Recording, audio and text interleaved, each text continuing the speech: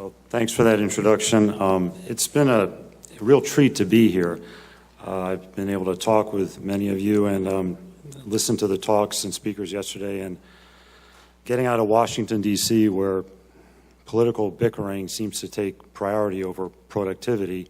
It's nice to see a group of folks like yourselves actually engaged and unified in bettering your economic situation. So this has been inspirational in a way.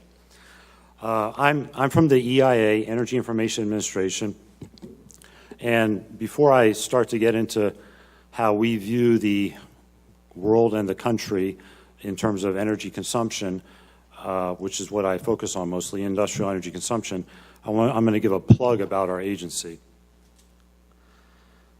For some of you know about us in talking to some of you seem to know about us, but some of you probably don't.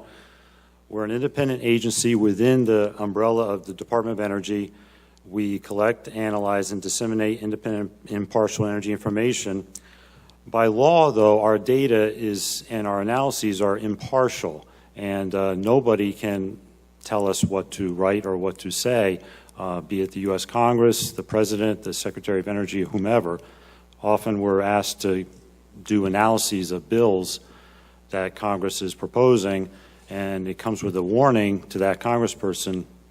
What we do for you in terms of analysis is, A, going to be made part of the public record, and B, you can't tell us what to say. So we are very, we're proud of that. That's a point of pride for our agency. We are a small agency with a relatively small budget when you think about the U.S. government, and a relatively small staff as well. Now, we have a lot of products, and I thought that was hooked on. We have a lot of products, and I encourage you to visit our website to explore these. Oops. Yep. See what that did? Gave away my... All right, so back on track. So we have a lot of products. I'm going to talk mostly today to the annual Energy Outlook, the AEO. We haven't officially come out with our this year's AEO. That will happen next month by our administrator, but I'm going to give you some initial teaser projections from that. We also have a short-term energy outlook, an international energy outlook. We do a lot of international energy analysis as well, which plays into our annual energy outlook because of the global effects that some people yesterday were talking about in terms of we deal with a market here locally, yes, but we also have to think about it globally. We have a wealth of data, in case you've never seen it, a lot of consumption surveys. I'm going to highlight here the MEX, the Manufacturing Energy Consumption Survey, where we poll or survey manufacturers all over the country. It's a survey, it's a mandatory survey, and we're able to publish by fuel energy use on a very disaggregated manufacturing level by NAICS codes. I encourage you to look at that. Unfortunately, it only comes out every 4 years. We also do residential and commercial consumption surveys. We have a huge wealth of supply side surveys, oil and gas, natural gas liquids, which everybody's talking about here, refinery production, refinery energy use. And we also have state energy data. So we have something called the State Energy Data System, the SEDS, would have West Virginia, of course, in it, would provide supply side information as well as consumption as well as prices. So again, it's an agency that does a lot of work and produces a lot of product. We're a public agency. Everything we do is for the public record. We also encourage feedback. If you see something wrong with our statistics or you think something's weird about one of our projections, we encourage the public to come to us, to talk to us, email, phone calls, whatever. We'll listen and we'll hear you and maybe incorporate your suggestions. So please feel free. So I'm going to get into some of the annual energy outlook projections. I'm going to first give you a little bit of background as to what goes into this model that we use. I'll talk a little bit about shipments and employment because I think that's of interest. And then I'll start focusing on the energy fuel use itself. And I'm going to, not surprisingly here at this conference, I'm going to talk about natural gas, feedstocks, And I'll end with a little bit of a quip on what we're seeing in terms of proposed bills for chemical crackers and the like, as well as other chemical industries and exports, which I think were touched upon yesterday in terms of ethane, but I also want to talk a little bit about the LPG exports as well, which I think will have an impact on everything you're thinking about here. All right, so NEMS, the National Energy Modeling System. This is the model that goes behind our projections. It's a very integrated model. We take into account macroeconomic activity, which you kind of see in the top middle. We have the demand sectors, all four of them: transportation, commercial, industrial, residential. We also integrate in within this the supply sectors as well as the conversion sectors, the power sector and the refining sector. The macroeconomic activity model influences the demand from the industrial model, for instance. The industrial model demands some energy, such as natural gas. That's sent to the supply models, which then respond and say, okay, I can give you that natural gas for a certain price. That price is fed back to the demand models and the macro model, and it iterates basically until it converges on a solution, an equilibrium. And so this is a very comprehensive model, and this is what gives us, again, our long-term projections out to 2040. It's not just this model is not just integrated amongst the different components: demand, supply, conversion, macro, but even within the macro model, which provides the drivers, the main drivers for industrial energy consumption, such as industrial gross output, projections of industrial gross output. Even within that, this is actually very integrated. So we take into account the fact that bulk chemicals projections for bulk chemicals gross output is affected by other components within the supply economy. Paper is affected by other components, primary metals, construction. All these things are related, and construction may then be affected by housing projections, by population. So again, what I'm doing here on this slide is just kind of reiterating the fact that this model, this NEMS, National Energy Modeling System, is very integrated and comprehensive. Okay, so on to the heart of this, and again, one of the drivers behind, or the main driver, I should say, behind our industrial energy consumption projections is, of course, our macro projections of industrial output. Other things go into the industrial energy consumption projections: energy efficiencies, projections, structural things within the industries themselves. But this is really the heart of it. And what I'm trying to show here is just a few components of the gross output. We actually model many different sectors within the entire manufacturing spectrum. But here I've shown primary metals, which includes steel and aluminum, bulk chemicals, which we've talked about a lot already. We also have metal-based durables, which includes anything from transportation equipment, electronics, computers, machinery, fabricated metals, sensors, and then we have the rest of, and then I have on here the rest of all the other manufacturing. And you can see here we're seeing the most growth, potential growth really, in the metal-based durables. We think that this is largely export-driven. America still has a big chance, or a lot of opportunity, I should say, in terms of automotive, generators, machinery, and we think we have a technological edge in that, and that will be maintained well into the future. Now, if you're looking at the scale of this, again, remember this is in shipments. This is in real dollar shipments. This isn't in actual pounds of product, so that's why, for instance, the slice of the metal-based durable seems quite big, but I think I want you to focus here on the actual growth here, where we see the most growth in terms of industrial output. Honing in on bulk chemicals, that sliver at the top, we do see a lot of growth potential in bulk chemicals. This again is projections, estimated projections for our annual energy outlook.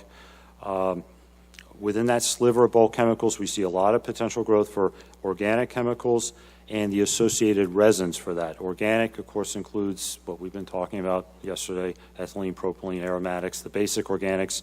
The resins will include derivatives of those, the PVCs, for instance, the vinyls. So both the resins and the organics seem to grow more or less 50% from where we are now to where we'll be in 2040. A question I often get asked is, why does this flatten out after 2025? Yes, we do have a lot of growth up until then. There is going to be a flattening out, we believe, largely because of international competition. We see in particular in Asia and China growth, strong growth in the chemicals industry. We see China, which is now still a net importer of propylene and ethylene, for instance, building its own facilities, some of which are based on coal, its abundant coal reserves. We see the Middle East, in particular Saudi Arabia, investing huge amounts of money for various reasons, some political reasons, into its own chemical complexes. Dow Chemical, somebody was here yesterday from Dow, is a big investor in Saudi Arabia, utilizing its cheap feedstocks. We know that Saudi Arabia, for instance, is going to have a shortage of gas and natural gas liquids in the near future, but they are on their way to exploring new gas fields, and their impact and their size it could be overwhelming. So again, they have an advantage in the long term, we think, in terms of feedstock. Okay, so employment. We all know the unfortunate happening after 2000, 2001 in terms of employment, where I think across the board in manufacturing we saw kind of a wholesale shift of sending out, I guess it's called outsourcing industry to abroad. This was, you can get this from the Bureau of Labor Statistics. This is nothing new. This is, I think, unfortunate. And then, of course, you had, in my opinion, a double whammy. You had the recession come in. We do see manufacturing employment going up in part thanks to the shale gas revolution that we're seeing now. That sort of tapering off you see in the long term is a combination of two effects. One, that flattening that you saw, for example, in the chemicals industry, in the energy-intensive industries also you'll see that flattening.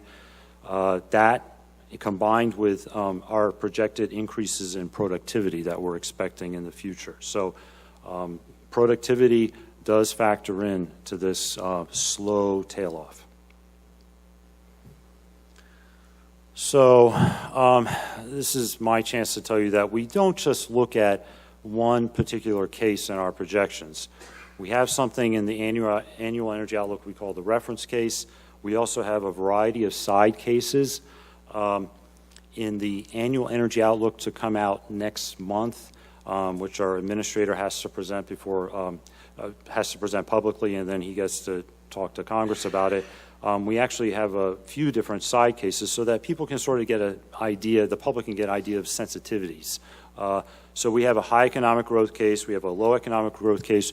We also have high oil price case, low oil price case, and also something which might be of interest to some folks here, the high resource case, which makes certain assumptions about technological innovations in the supply side in the gas sector, which would incentivize more production of natural gas liquids as well as natural gas. And that has effects, of course, upon the price of the natural gas, has effects upon LNG exports and so on. But anyway, so I'm maybe shameless in this, but I'm encouraging you to look at our website and think and dig down into these side cases for looking if you have thoughts about the sensitivities. All right, so moving on to, I'm going to focus on a couple of fuels when I'm thinking about energy consumption in the industrial sector. Natural gas seems appropriate. Somebody showed this slide yesterday. They stole it from, not stole it, they took it from our EIA website. And you've seen this, and you see our own belief that, of course, shale gas is going to be continue to be the thing in growth in natural gas production in the United States. Half of this increase we see coming from the Marcellus and the Haynesville shale plays. Overall, a very rosy picture, has implications, of course, on price. And in fact, we see price of natural gas, Henry Hub, increasing about, well, doubling between now and 2040, which really isn't a whole lot and certainly is well below the highs we saw back in 2008. So slowly increasing natural gas price. So if you're going to think about natural gas, no matter what industry you're in, it might behoove you to think about what natural gas is used for and where that's likely to go. And of course, natural gas is consumed in a variety of sectors: residential, commercial, transportation, electric power, and industrial. You can see that the industrial natural gas, the blocks on top, are increasing. Oddly enough, the only block that's decreasing is residential, and you might be wondering why. And it's because we see, even though we do project a population growth within the United States, we see kind of a population shift towards the south, less need for heating, as well as increasing efficiencies within buildings and residences, homes. Commercial sector, we see the same kind of thing going on in terms of improvement in building shell efficiency, we call it, and we also see a growth in CHP. So again, this is a lot's going into these projections, but all of these add up to a cumulative total natural gas, which is the natural gas consumption, which then of course affects the price. Now, focusing on just manufacturing, you can see here the growth in natural gas within the individual manufacturing subsectors, chemicals being high on the list of growth. Food, of course, is growing. The food industry is an energy-intensive industry which uses a lot of natural gas, and that's increasing as well via population. But chemicals stands out as one of the bigger growths, both in terms of fuel, heat and power, and feedstock. So when we do our projections, we think about a lot of things, and macroeconomic drivers we think about a lot. We think about consumption from other sectors. We also think about efficiencies within the industrial sector. And one of the things we like to think about is combined heat and power, ways that industries can use their fuel more efficiently. Cogeneration or combined heat and power is a really good way to do this. We've often been criticized that our overall combined heat and power for all industrial output is too rosy, and that top bluish line, that a lot of that is in the paper industry, and which uses a lot of renewables in their combined heat and power. But you can see bulk chemicals utilizes a lot of combined heat and power, all of it, almost all of it natural gas. And the nice thing that whenever I talk to chemical industry folks, they're one of the few groups that say, yes, this seems realistic, because we know that our industry, any new plant builds that are going to happen are going to utilize CHP intensively. So it's good for everybody. On to feedstocks. I'm going to make another plug for EIA here, in that we've kind of, this is really new, and given that this is more of a terminology, definitional thing that we've struggled with, given that there's been this huge onslaught of NGPLs, natural gas plant liquids, we've struggled with trying to realign our statistics that are publicly available again. And we've tried to regroup things because we have to combine the output from the refineries. This country gets a lot of its propane, 40 or 50% of its propane from refineries, as well as natural gas plant liquids. We had to align it with the olefins coming out of refineries. So we've developed a general term called hydrocarbon gas liquids, which encompasses all of these liquid components, products, and we hope it's going to at least ease our pain in thinking about these products, and anyway, it's just something I'm thinking about and warning you to think about if you do look on our website for our statistics.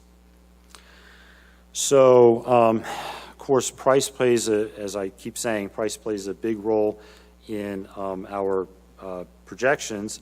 And I'm showing this mainly to sort of give you a historical perspective, which most people know about, as to why the shale revolution has been so beneficial to the chemical industry and why it's led to this shift towards lighter feedstocks. The WTI there, the West Texas Intermediate Oil price, that's kind of my proxy for naphtha feedstock, oil-based feedstock. And of course, you have the propane and ethane price down there. you can see that growing spread towards the most recent historical line, 2014, and that spread, of course, has incentivized the switch towards lighter feedstocks. We've had that recent oil price collapse, which you see right between history and estimated projections. But we expect that divergence to, again, continue, and we expect, at least in terms of pricing, we expect the lighter feedstocks still to be extremely usable.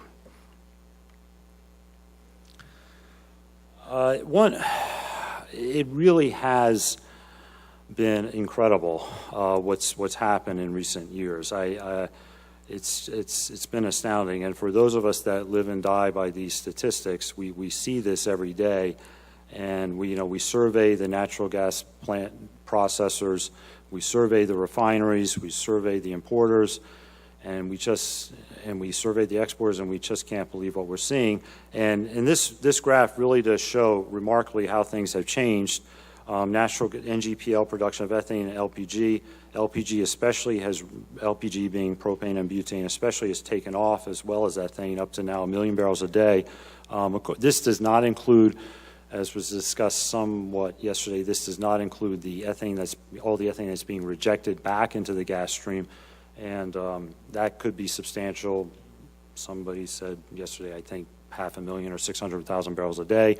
Again, giving you the impression that even though we're up to this level of being able to use 1 million barrels a day coming out of the NGPL supply, there's still a lot there to be used. And I also put on here the heavy feedstock.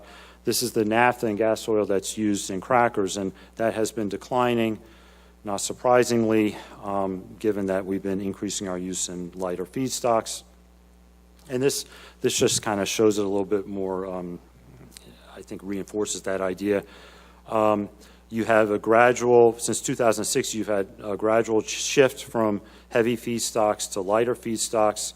Even though ethylene production, as I've noted here, really overall hasn't increased a whole lot in the United States. Of course, I think this was mentioned yesterday, the cracking of the almost single-minded focus on ethane cracking has led, in these flexible feed crackers in the Gulf Coast area, has of course led to a shortage of propylene, and it's been kind of amazing to me anyway that refineries have actually by and large stepped up to the plate, and we're still trying to figure out how they've done that, but the refineries in this country produce up to 40% or more of the propylene supply, and they've managed to crank that up even more, although there's a limit to what they can do, and I think they've reached that limit. And so I think we're going to start seeing a need for those PDH plants, those propane dehydrogenation plants that folks were talking about yesterday. This is just kind of showing our projection of the feedstock prices, and the projection of those feedstock prices in the long term, of course, affect what the consumption of the feedstock is going to be. And of course, the low price of the lighter feedstock, the ethane and propane, of course, leads to higher consumption. So this is not a transient thing. We do foresee continued growth, paralleling the growth we see in the chemical industry of lighter feedstock consumption. That shouldn't be really any surprise. I'm just going to quickly mention some proposed builds. What we see and what we think about when we're thinking about doing our projections, we do take into account, we do analyze and think about project announcements that are publicly available. We have some ideas about which ones we think are really going to happen, which ones aren't going to happen, and that kind of thing. We don't go out too far out on a limb, but we have our estimate to how much the ethylene cracker capacity is going to expand, PDH plants, which I just spoke about. And the other thing, which hasn't been touched upon here, at least that I've heard, and I guess it's just not something West Virginia is thinking about, but certainly in some parts of the Midwest and certainly on the Gulf Coast, there's been a rather sharp move towards utilizing that natural gas, cheap natural gas, not just for heat and power. I'm talking about the dry natural gas, the methane, not just for heat and power, but also for fertilizer, nitrogen-based fertilizer, ammonia, and methanol especially, where folks have just basically taken apart plants, for instance, in South America, and rebuilt them here to take advantage of the low-cost natural gas feedstock. So we're actually going to go from a net importer of methanol to a net exporter. I don't think we're going to reach, I don't think we're going to completely wean ourselves off of importing some urea, but we're getting close. So, finally, we do, of course, keep an eye on exports and project announcements. This was talked about yesterday. The Enterprise plan for well, Enterprise has been doing a lot in the midstream, but of course they're building a new facility to export ethane as well as other LPGs. One thing is just again looking at the statistics year by year. I mean, you just can't believe it. The propane exports from 50,000 barrels a day in 2006 to 500,000 barrels a day. I mean, wow. You know, and you know, I hear a lot from chemical folks and Dow sometimes about, you know, worrying about LNG exports and how that's always a controversial issue, because if we export LNG and Japan buys it for $12 a million BTU, you know, what's that going to do to the price in this country and all that? But of course, LNG is regulated, and you have to get permission from FERC and DOE and da da da. But LPG, of course, is not regulated, and we've ramped that up like nobody's business. Anyway, that's all I have to. Here's again, feel free to contact us, and thanks.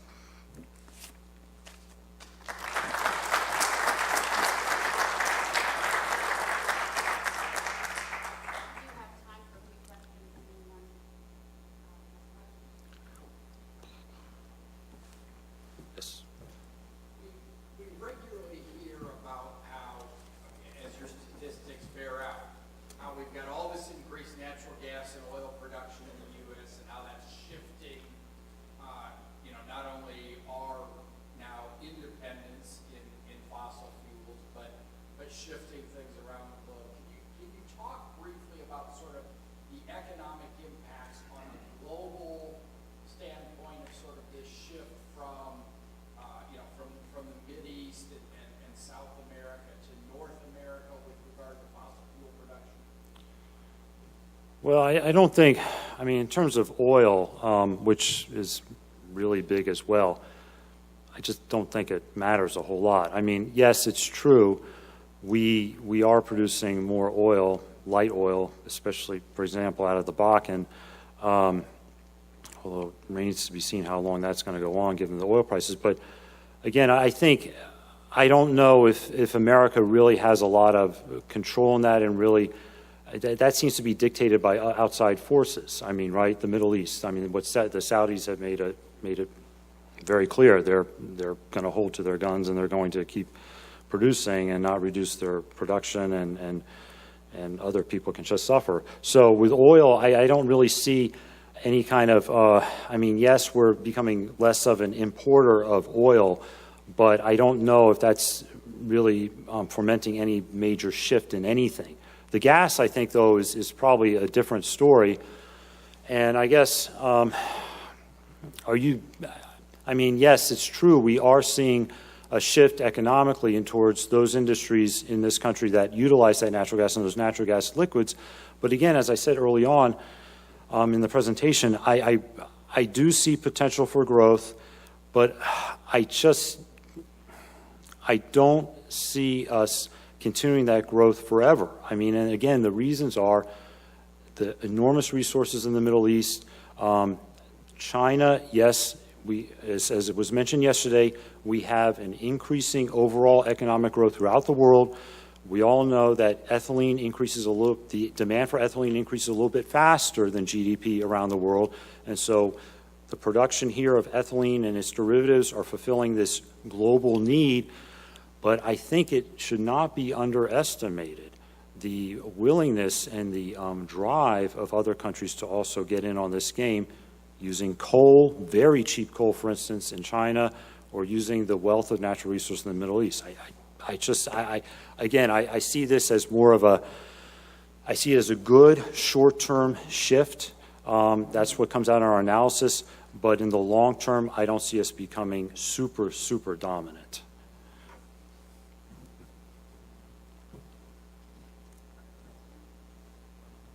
In your website, you do a lot of state rankings, you look at different states. Any comments about West Virginia and we've got a changing energy landscape? No, I'm sorry.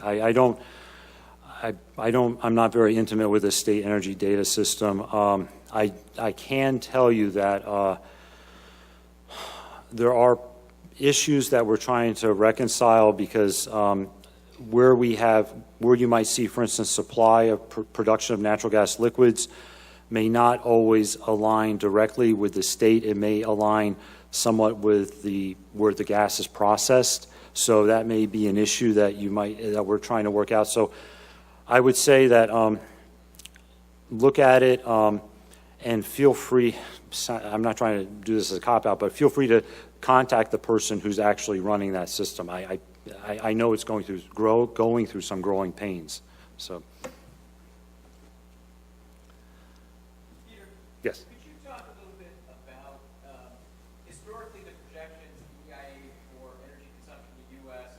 had shown a fairly constant relationship between CO2 emissions and GDP growth, and that linkage seems to have broken in the last couple sort of projections for U.S. energy consumption on the outlook going forward. Could you talk a little bit about how the model addresses that and what the implications are? Well, our modeling goes by existing rules and regulations, and we don't have, with the exception of California, which we do have to model with their AB 32, their cap and trade program, and we do model that within the overall national projections. We don't have a carbon policy out there. So we are not explicitly taking into account anything, again, excepting the California stuff. I would say that in general, energy efficiency trends do help to provide lower CO2 emissions. I didn't bring that slide, but one thing I would have noted if I had brought it was that the industrial sector in our latest projections is kind of the exception where you will see a growth of CO2 emissions more tied with the actual growth in shipments because of this growth in energy-intensive industries. Now, I'm not just talking about chemicals. I'm also talking about primary metals, for instance. So you do see that growth, certainly through 2025, and you would see, again, I didn't bring it, but you will see when our projections come out a corresponding growth in CO2 emissions in that sector. With the transportation sector in general, you'll see a declining emission, mostly because of assumptions about vehicle efficiencies. Sure.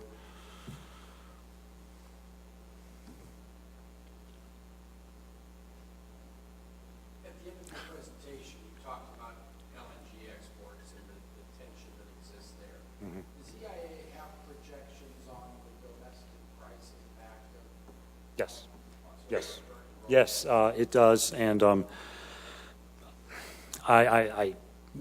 I can say is you'll have to wait till next month to see it. I got a leash on me about that one, so. Sure. If we want to keep track of or inform ourselves more about what the EIA is doing, and I know that many of us do see the reports that are coming, but some of us don't. What's the best way to stay in touch with your agency? Is it just visiting the website? Is it getting on, how best? I think visiting the website is a really good way, www.eia.gov, because we're very explicit about all the contact information. I mean, it's right there on all our reports and all our statistics. So, in fact, I've never seen any product out of EIA that didn't have contact information by both phone and email. So, yes, go to our website and you'll find a link to the contact right away. Okay, well, there you go.